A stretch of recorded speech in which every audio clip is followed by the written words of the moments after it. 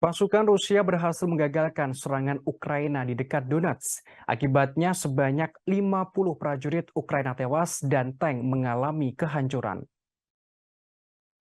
Hal ini diungkapkan oleh juru bicara Kementerian Pertahanan Rusia Igor Konashenkov.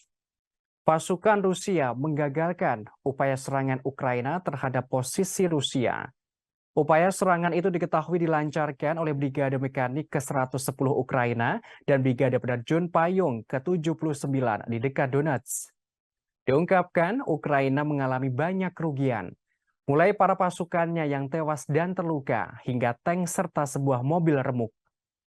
Sementara itu, informasi terkini pesawat MiG-29 Angkatan Udara Ukraina jatuh di dekat Kurakovo, Republik Rakyat Donetsk.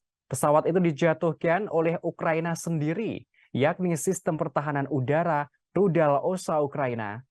Hal ini dikonfirmasi oleh Wakil Ketua Komite Pertahanan Duma Negara Rusia dari fraksi Rusia Bersatu. Sebagaimana diketahui sebelumnya, Presiden Rusia Vladimir Putin menegaskan operasi militer khusus ke Ukraina menjadi tugas suci bagi Rusia. Ia juga menegaskan perang di Ukraina diluncurkan demi kedaulatan negara. Hal ini diungkapkan oleh Presiden Putin di markas distrik militer selatan Rusia. Dalam pidatonya, Presiden Rusia Vladimir Putin meminta dukungan dari rakyat Rusia untuk pasukan yang bertempur di Ukraina. Ia menjanjikan kemenangan atas neo-Nazi Ukraina dan Barat yang dituding bermaksud menghancurkan Rusia.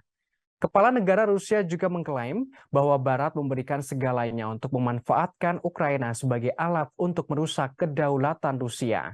Bahkan, Putin menyebut Barat sebagai pihak munafik soal perdamaian.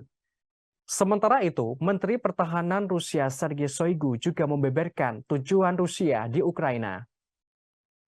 Ia menyebutkan kemenangan Rusia atas Ukraina tidak terelakkan. Hal ini dikatakan saat ia memuji kepahlawanan tentara Rusia.